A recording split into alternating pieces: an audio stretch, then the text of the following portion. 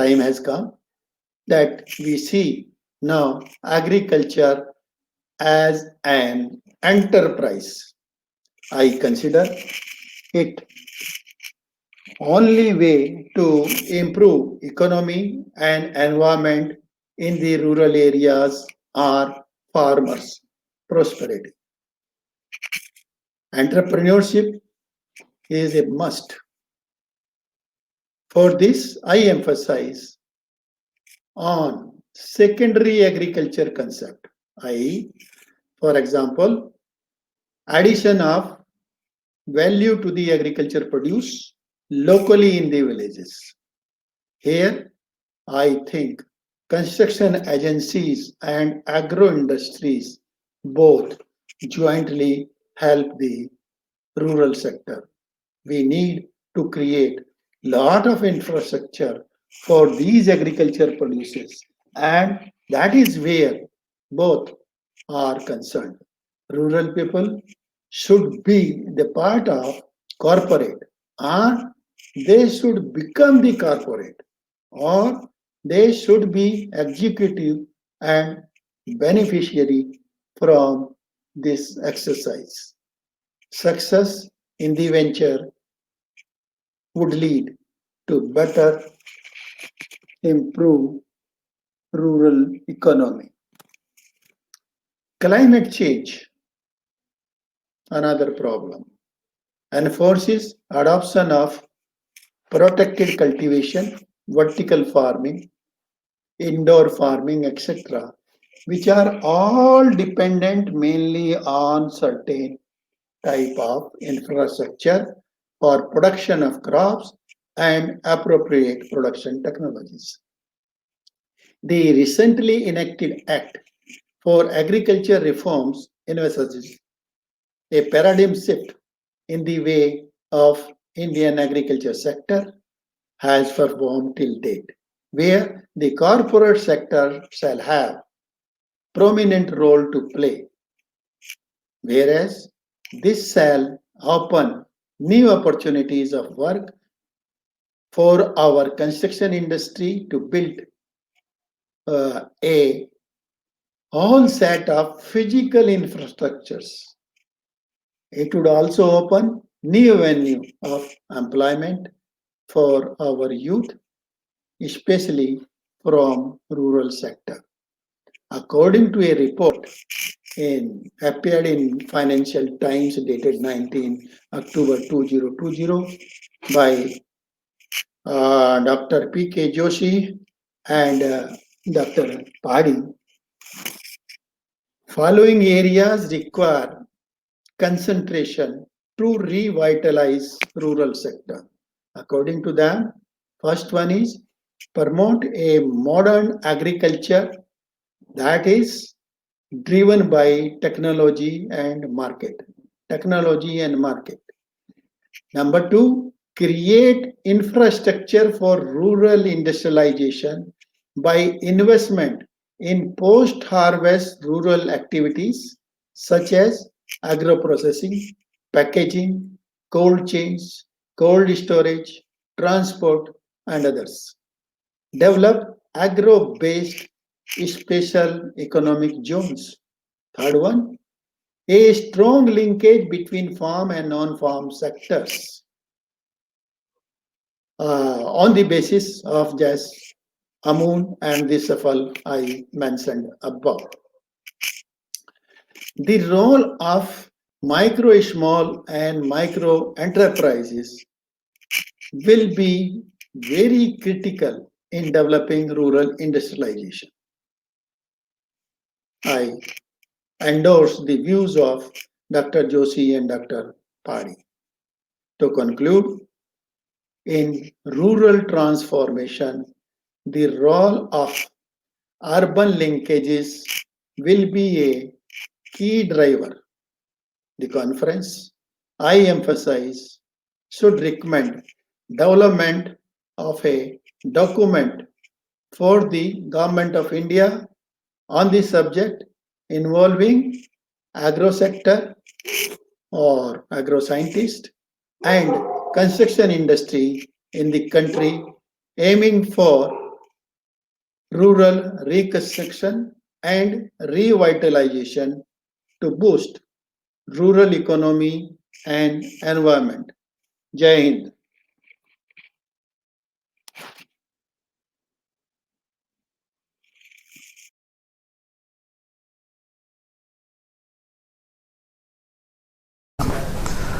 Dear friends, I am C. Devarajan, Managing Director of URC Construction, and we are a long-standing construction company. Basically, I am from an agricultural family and we continue to do practice agricultural activities. Nowadays, we say it is not anymore agriculture, it is going to be agri-business. There is a lot of value addition. There is not lot of new practices we are learning from many countries across the world, and in every village of India a lot of youngsters who have been educated but they want to work in agricultural field. It's no more an activity which is not a proud or pride activity. I personally feel agriculture is one of the most important activity for the world and for human being. So saying that, how do we practice it, or how are we prepared to face the new situation and opportunity? As our country has visualized very early in the stages and built the Golden Quadrilateral National Highway, very importantly when it was initiated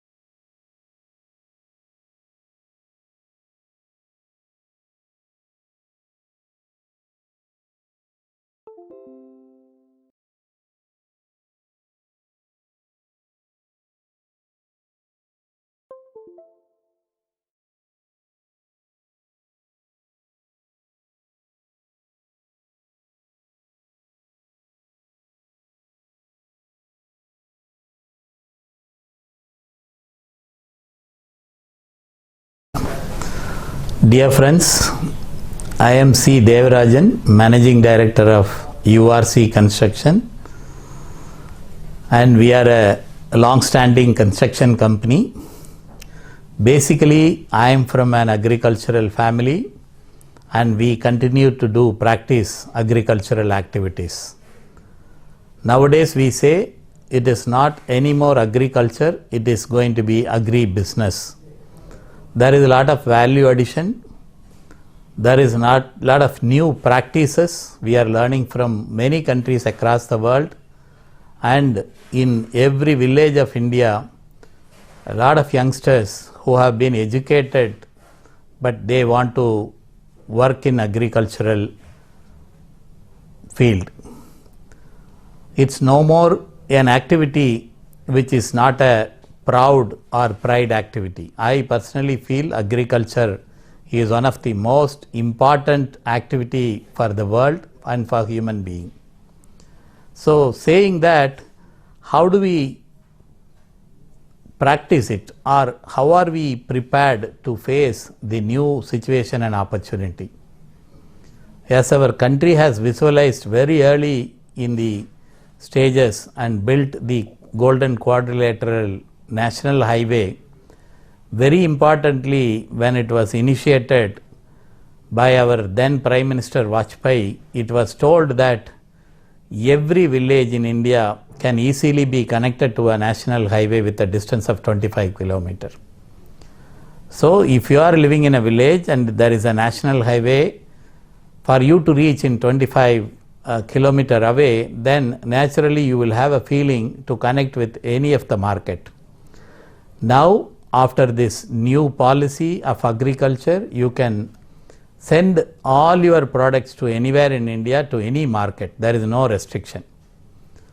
So under this circumstance, how the construction industry and agricultural activity can go together. Agriculture is the most important and the larger job provider to all the Indians.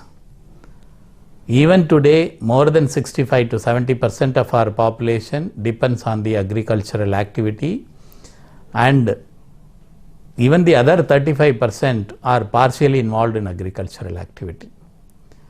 As a country, we have planned to give houses to everyone. We have planned to create social infrastructure like college, hospital and many other things. But now only we are all thinking about creating the right infrastructure for the agricultural activity. Like our former President Dr. Abdul Kalam said, the Pura scheme, providing the urban facilities at rural areas. So that is where we are now looking at. As construction industry, one statistic by some of our friends is saying that every year there is going to be a huge infrastructure which is going to be developed looking at agriculture industry as an opportunity, like the grain storage facilities like the warehousing facility, like the grading facility, or ripening of fruits and storage of fruits. There are so many things. If it is developed in the rural area, in every district, almost 650 districts are there in India, every district should become a vibrant, viable and very strong district, for which agriculture has to become strong. The agricultural sector now has developed the wherewithal to understand all these things. The rural youth, if they are encouraged to involve with this kind of intervention, they will definitely do a very good contribution to the development of our nation. We are talking about 5 trillion economy. We are talking about providing job opportunities and giving a better life to every individual. How can it happen? Definitely the urban cities alone cannot provide all these facilities. Like we are discussing about smart cities, all villages has to become smart village. Smart means the storage facility has to be smart, the harvesting methodology has to be smart, the other infrastructure which is created in the rural area should be world class, for which the construction industry definitely should understand this and develop the right methods, technologies, model of funding or financing these facilities and come out with different solutions. Always we should not look at the government for everything. It is in our hands to make it happen. As a company, we are creating a facility in the state of Punjab for the benefit of the village farmers to convert their straw from the paddy or from wheat into a biogas or methane gas. A German company is giving this effort as a pilot project. This is the first project in India. If it succeeds, there will be so many such facilities which is going to be created in all the paddy growing areas. Similarly, there can be methodologies to store the turmeric or to extract various inputs from every agricultural produce for medicinal use and other purposes. So these are all some of the coming opportunities in construction industry.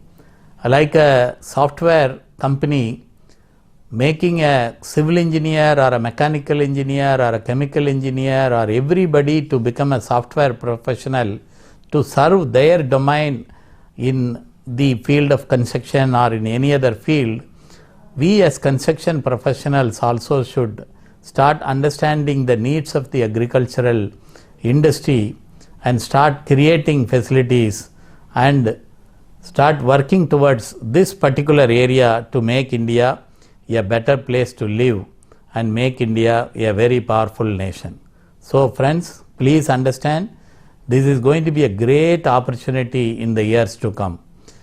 More people can be made to stay in the villages if there are good facilities, if it is modern and if it uses all the modern technologies, then educated youth will remain in the village and become very strong or very comfortable and happy taking care of many things. This way we can reduce the burden on the urban cities. There are situations where many people without much of opportunity somehow try to lead a life in urban areas. This can be avoided by creating better and stronger villages. So now I urge every one of you to look at the opportunity in agriculture as an opportunity in the construction sector. Thank you.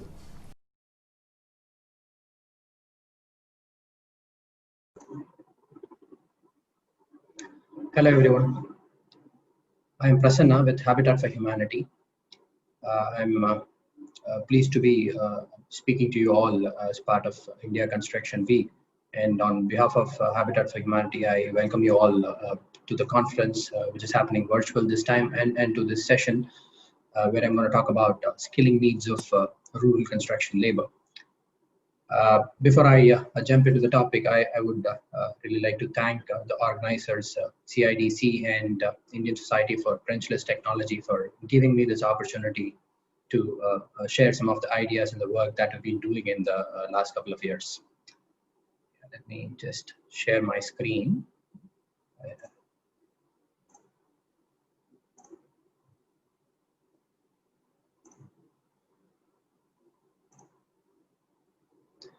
As I said, I am with Habitat for Humanity, and within Habitat, we have a department called Terwilliger Center for Innovation in Shelter.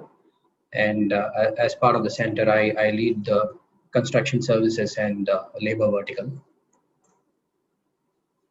Habitat for Humanity is an international housing organization that's been working to improve housing conditions for people across the world. And over the last, since 1976, we have improved houses for 29 million plus people. But if you look at the global scenario of housing demand, there are more than 1.6 billion people living in inadequate shelter. To bridge that kind of a gap, the traditional approach of philanthropic fund helping families to build houses may not be sufficient. And that's why we set up Terwilliger Center for Innovation and Shelter, which is looking at market-based solutions to solve the housing needs. And the scenario is not very different in India. India has one of the largest housing deficits in the world, and we need 46 million houses by 2022. And most of this demand is expected to come from the low-income families. And these are families who are economically active. So these are your plumbers, Uber drivers, and people who are employed in farms. They are actively looking for solutions in the market, and they build their houses incrementally. And they depend on local construction labor, who is their go-to person for construction advice and building their homes. So that's why we are looking at construction labor as one of the key verticals in our program. How big is this segment? So are we aware that this is a huge segment? Because when we talk about construction labor, the image that comes to our mind is the workers working in real estate and commercial projects in cities. But this segment is huge. In fact, the construction employment boom that happened between 2000 and 2012 was also largely fueled by rural construction employment. And as per NSSO data and the analysis by EPW, it was found that there was widespread minor incremental house constructions that happened in rural areas during the time period, which contributed heavily to construction labor employment.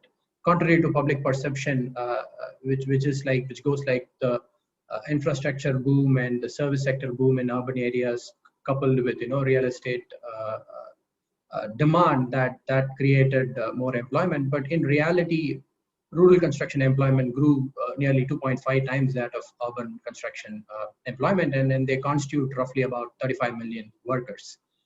And if you look at these workers, 80 to 90% of them are working in rural peri-urban residential construction. I'm talking about small independent houses built by families, not high-rise apartments. So that's the kind of potential the market has. And enhancing their skills and service offerings can lead to significant improvements in housing quality. And not just that, it opens up market at the low-income segment for increased adoption of new products, materials, and technology. How do they build homes? What are the construction practices in this segment? And what are the norms and how skill is acquired by labor in this segment? So if you look at rural or peri-urban home construction, it is largely driven by local contractors who we call as mestris or rajmistris and their team of laborers, skilled, semi-skilled and casual laborers. And how are they hired by the customers? They're typically hired through referrals, through their friends, family and neighbors, and not through a verification of their skills or through certification process. So it's a very informal hiring process. And how do these people acquire skill? If you look at India, we have a strong artisanal tradition in construction, and people have traditionally been acquiring skills on the job by apprenticing under a senior, and occasionally they also get to work on commercial projects in the villages or bigger houses where they get to learn from architects and engineers who get involved in such projects. So that's how they've been building their knowledge and skill. And in our analysis, we spoke to, in the last couple of years, more than hundreds of households and construction workers in Tamil Nadu, Karnataka, and Orissa, and we find that they possess adequate basic skills. So they don't need basic training, but their skill gaps are pretty different compared to what is taught. So they typically have gaps in terms of using new materials such as M-sand. Tamil Nadu, we saw a huge reluctance among labor to adopt to M-sand when river sand was banned. And they're also not quite aware of waterproofing and how it is applied. But these are new products which can make significant improvements to quality of housing. But we do see that there is a skill gap preventing labor from using that. The second important skill gap that we see is one of soft skills. In the labor-household relationship, we often see houses getting incomplete or people overspending their budget and people under-engineer or over-engineer the houses. This happens due to lack of communication. The contractors are not able to play the kind of an advisor consultant that he is expected to play by the household. And this also is because there is an information asymmetry. So they don't understand, there are myths about certain products and their uses. They don't have an opportunity to verify that. So, and finally, they lack design input. So how to site a house, how to build with proper ventilation. So those are some design related skill gaps that they have. Let's see how the construction skilling landscape has been working and how it tried to address some of these problems. Since 2015, the new skill development policy, so the push for construction skilling or skill development happens from the union government through NSDC and sector skill councils. And then there is a nodal agency in each state, a state skill development council or corporation. And the priority has largely been, job creation for youth. Which is centered around the short-term training program for 3 to 4 months. And they onboard a lot of private training providers in addition to some of the existing legacy training providers in the market. As I said, the focus was on youth skill development with the hope that, as more youth are skilled, we can create more employment and reap demographic dividend that India has. But in reality, it did not work as expected, at least in construction skilling. We saw that, there is a low aspiration for construction jobs among youth. So not many of them were turning up for skill development programs. And if you look at construction sector, most of the people who are employed in construction sector are people who drop out of school at the age of 14, 15, and they already start earning a decent amount of wage by the time they turn 18, when they are qualifying for a skill development program. So for them, it's an opportunity cost to sacrifice the wage and come and attend training program for 3 to 4 months. So that also prevented people from attending program. Eventually, what happened? The state skill corporations were not able to sort of meet the targets they set out to achieve, and a lot of new training providers were not able to mobilize people, train them, and even if they trained them, they were not able to find formal employment opportunities for these people. As a result, they were not able to make any return out of the investment they made for construction skilling, and eventually most of them dropped out. So only the legacy reputed training providers like L&T, CIDC, and some of the other training providers are surviving in this market. As I said, there is an entrenched informality in construction employment, be it in rural areas, urban areas. All hiring happens through referrals and a long contracting chain where people are hired not based